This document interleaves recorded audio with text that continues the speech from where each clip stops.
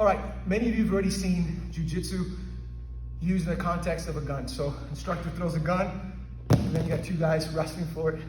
Wrestler, jiu-jitsu guys, beginners. And there's a big match, and they're wrestling, and the gun's being taken everywhere, and there's no system, there's no plan, there's no way to coach other than have better jiu-jitsu.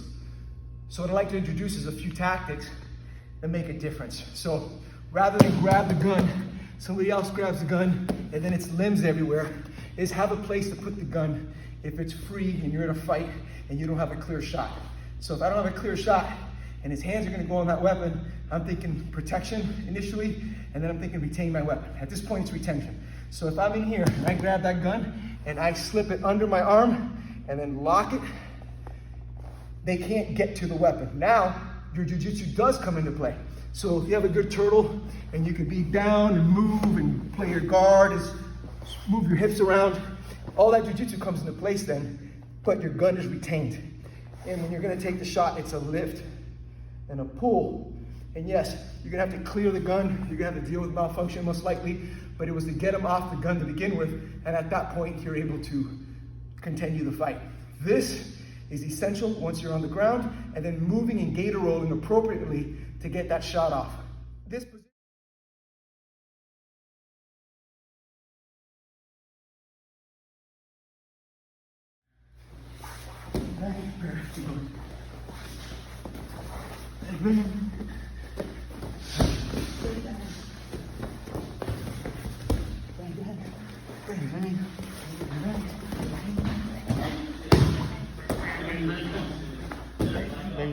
This position, if it ever becomes something where you're on your back and you're gonna pull guard, the key thing is not to extend the weapon, as so many people are trained to do, because it's very easy and instinctive for them to put their hands on it. Instead, pull back, they can't reach, and that gives you the shot.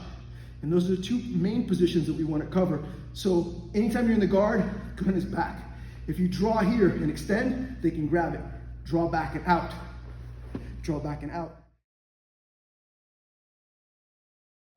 The biggest mistake people do is they bring the weapon out and they present it like if they're at the range, and then you can slap the gun either side and then my partner or anything else. What I want to do is always go here. So even if we're on the ground and I forward pull, the guy's chasing me, I'll use my shins or whatever, but I'm going to pull back.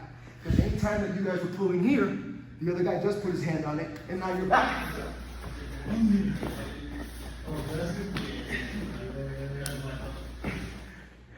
Go. Difference. All right, little bonus information as far as dealing with pinning a subject.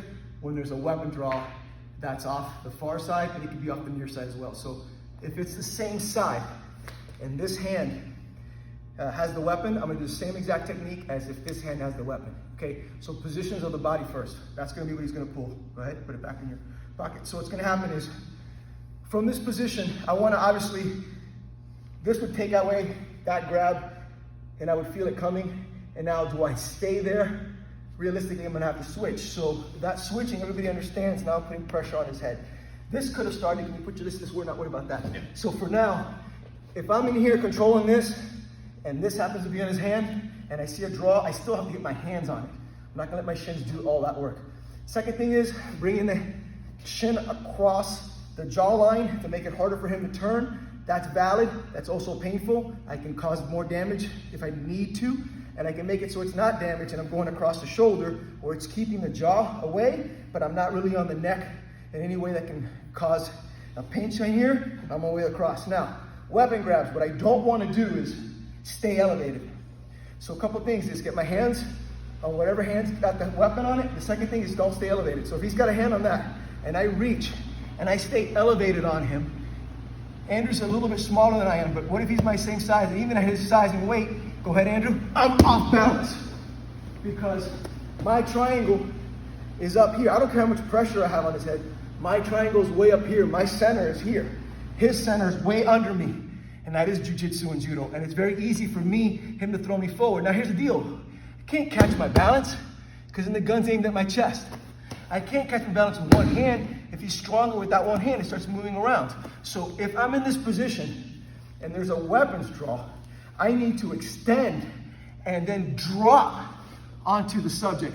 And I want my hip across that same area, controlling it so he can't face me. And I want to extend, I want to pull that shoulder off of his body. I want to pull forward as hard as I can and control that weapon before I even try to disarm it, before I start turning it, before I go against his fingers or against his grip. I have to have my hip on his face so he can't move, and have to be pulling and locking my arms out. Now, if he tries to roll me forward, I have all this weight back here that I can use.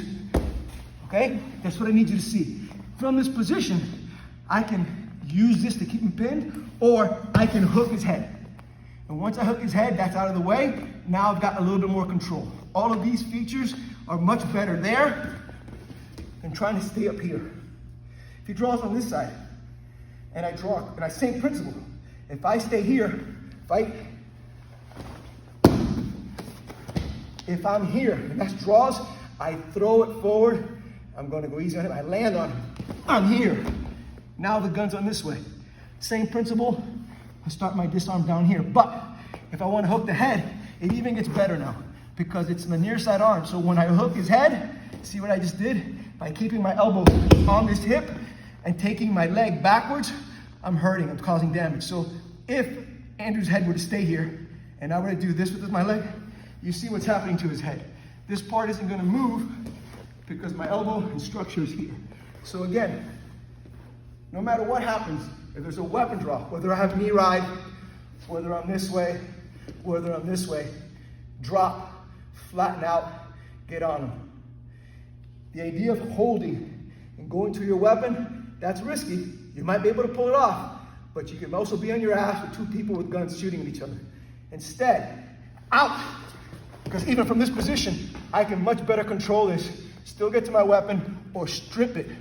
Keep both hands on the weapon.